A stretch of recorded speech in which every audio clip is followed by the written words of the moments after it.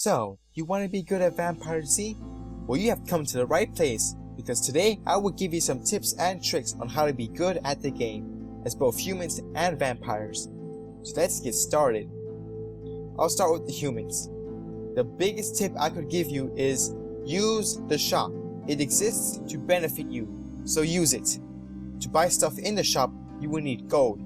You don't start out with a lot, but you can get more by killing vampires and zombies.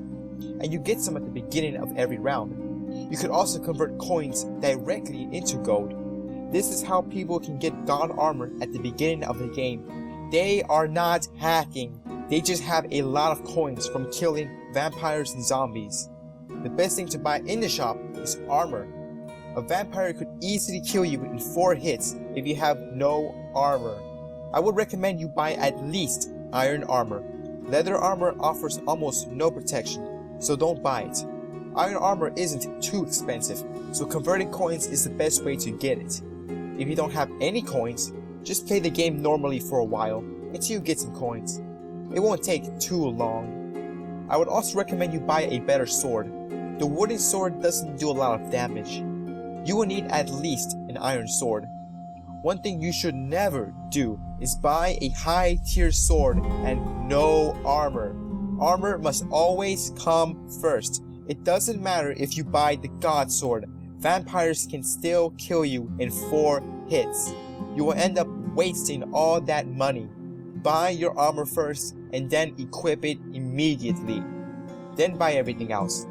As for food, buy the cheapest one. You won't get hungry very often, so buying the expensive food won't benefit you too much. Stay in groups. A very skilled vampire could still kill you if you're alone in the open. You'll need to find a good hiding spot with plenty of people nearby. It is more difficult for vampires to take down large groups.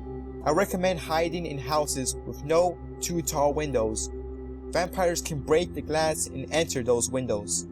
Vampires could also punch you through 1 tall windows, so stay away from those windows. Also be aware that vampires can turn into bats and fly. If a vampire seems to disappear and you think it's not dead, it probably turned into a bat and is hiding in the ceiling. You also need to be aware of zombies. In the early rounds of the game, zombies aren't too powerful, but later in the game, they can easily swarm and kill someone in god armor. If there are a ton of zombies at a door, don't open it, you'll die. Zombies can be extremely powerful. Zombies can also be spawned by vampires, so be on the lookout when fighting one. If a vampire spawns an iron or diamond baby zombie, kill it first. The zombies do much more damage than the vampire, so it should be your first target. As for the god gear, it can be extremely useful if used correctly. Don't buy it unless you know what you're doing. Wearing the god armor doesn't make you invincible. You can still easily die from zombies. First of all, the god gear is expensive. You are definitely stronger as a god, but unless you make more money than you spend, it's pointless. You must have a good strategy for making money. One of the most popular places to be a god is the crypt on the church map. Vampires spawn nearby, allowing for lots of kills, but you have to be aware of your armor durability. It will go down really fast, and once it breaks, you will die to the horde of vampires. You could get another set of armor, but that could be too expensive. You also have to be somewhat skilled to use the gear. You don't just mash the left mouse button. You constantly have to buy potions to replenish your health and avoid zombies. The gear can be useful, just be aware of the consequences.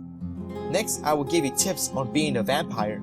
First of all, to become a vampire, you either need to die as a human or select the option in the lobby. But you won't always start as a vampire. Vampires are selected randomly. You could increase your odds by purchasing the Renfield upgrade in the main lobby shop, but it's still random. Now for the tips. The biggest tip for vampires is the same as humans. Use the bloody shop. It is more important as a vampire. The shop uses blood as a currency instead of gold, which can be attained by killing and hitting humans. The best thing to buy in the shop is the vampiric aura. It gives you strength for 10 seconds. This allows you to kill humans with no armor in 3 to 4 hits. With this ability activated, you should target humans with no armor first, since they can be killed the fastest. Another great ability to buy is the Bat. This allows you to fly and move a lot faster. But be careful, you cannot attack anyone as a bat. You must return to your vampire form to do any damage to humans. And you cannot retransform into a bat immediately. You must wait for the cooldown before you can become a bat again. You also have a human locator in the shop. It's very cheap and points to the nearest human. You do need to have your particles enabled to see the arrow, so make sure it's enabled. It's very useful as you can easily find humans. Buying the health boost can also be useful, but be careful, you can only buy it once per life. Only use it to attack stronger humans. You can also replenish your health in the shop. This should be used very often. You should buy Vampiric Aura, dive into a group of humans and start killing them. Once your health gets low, fly away, recharge your health, and restart immediately. This is probably the best strategy as a vampire, but it does require some skill.